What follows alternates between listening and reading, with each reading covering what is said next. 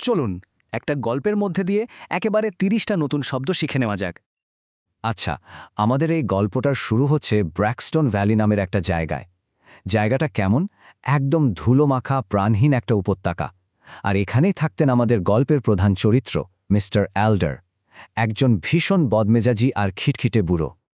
তো mister alder আর তার ওই উপত্যকাটাকে ঠিকমতো বুঝতে হলে আমাদের কিন্তু এই 5টা শব্দের সাথে একটু পরিচিত হতে হবে। চলুন প্রত্যেকটা শব্দের উচ্চারণ ভালো করে খেয়াল করি। দেখুন, এই উপত্যকাটা ছিল ব্যারেন, মানে অনুর্বর, ঠিক যেন মিস্টার অ্যাল্ডারের মনের মতো রুক্ষ। উনি ছিলেন একজন পাকা কার্মোজেন, মানে যাকে বলে এক কথায় খিটখিটে লোক। আর তার উপর উনি ছিলেন জেনোফোবিক, মানে বিদেশিদের একদমই পছন্দ করতেন না। তাই বাইরে থেকে যেই আসত তার সাথেই উনি শত্রুতা শুরু করে দিতেন, মানে অ্যান্টাগনাইজ করতেন। নতুন যে লোকটি এসেছিল তাকে তো উনি বম্ব্যাস্টিক, অর্থাৎ ফাঁপা আওয়াজের মানুষ বলে একেবারে পাত্তাই দিলেন না। কিন্তু এই শান্ত একদম ধূসর হয়ে থাকা উপত্যকায় হঠাৎ একদিন এসে হাজির হল মীরা, এক প্রাণবন্ত তরুণী। আর তার আসার পর থেকে যেন সবকিছু একটু একটু করে বদলাতে শুরু করল। এখন মীরা আর মিস্টার এল্ডারের মধ্যে যে একটা অদ্ভুত সম্পর্ক দানা বাঁধছিল, সেটা বুঝতে হলে আমাদের এই নতুন কয়েকটা শব্দ শিখে নিতে হবে। মীরা চেষ্টা করছিল তার মিষ্টি স্বভাব দিয়ে গ্রামবাসীদের মন জয় করতে, মানে যাকে বলে উইডল আর কেজোল করা। কিন্তু মিস্টার অ্যাল্ডা, উনি তার হটি মানে উদ্ধত ভাব নিয়ে সবসময় চ্যারি বা সতর্ক থাকতেন। তবে এত কিছুর পরেও মীরা কিন্তু ছিল একদম ইম্পটেবল, মানে শান্ত, অবিচল। আর ঠিক এমনই একটা সময়ে একটা চিঠি এসে পৌঁছালো। আর এই একটা চিঠি কিন্তু গল্পের মোড়টা একেবারে ঘুরিয়ে দিল। চিঠিটা পাওয়ার পর যে একটা গভীর আবেগ আর অনুশোচনা তৈরি হয়েছিল, সেটা ঠিকঠাক বুঝতে গেলে এই শব্দগুলো আমাদের জানতেই হবে। চিঠিটা ছিল খুবই সেন্টিমেন্টাল, মানে ভীষণ আবেগপ্রবণ। এর ভেতরের কথাগুলো ছিল যেন কঠিন কোনো সত্যি ঢাকার জন্য একটা ইউফেমিজম বা ভদ্র একটা প্রকাশ। চিঠিটা পড়ার পরই মিস্টার অ্যাল্ডার তার বেহালাটা তুলে নিলেন আর বাজাতে শুরু করলেন এক করুণ ডায়েজ, একটা শোকের সুর।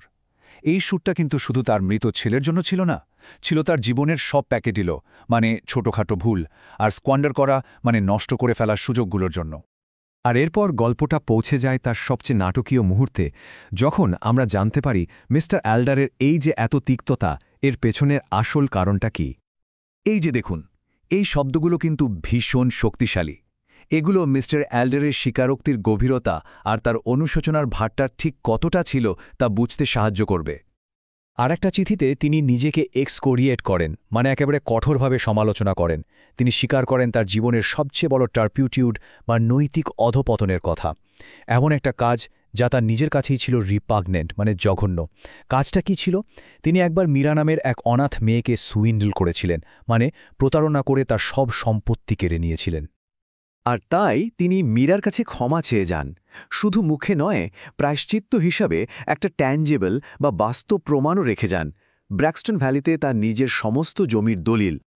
স্বাভাবিকভাবেই এই স্বীকারোক্তিটা ব্র্যাক্সটন ভ্যালির মানুষের মনে একটা বিরাট আলোড়ন ফেলে দিল, আর তাদের দৃষ্টিভঙ্গিটাও যেন একেবারে বদলে গেল। তো এই সত্যিটা সামনে আসার পর গ্রামের লোকেদের মধ্যে কিন্তু একটা মিশ্র প্রতিক্রিয়া দেখা গেল। আর সেটা কেমন ছিল তা বুঝতে এই শব্দগুলো আমাদের বেশ কাজে দেবে। মীরার এই ক্ষমা আর উদারতা, এটা গ্রামবাসীদের পুরনো সব ধারণাকে আন্ডারকাট করে দিল, মানে একেবারে দুর্বল করে দিল।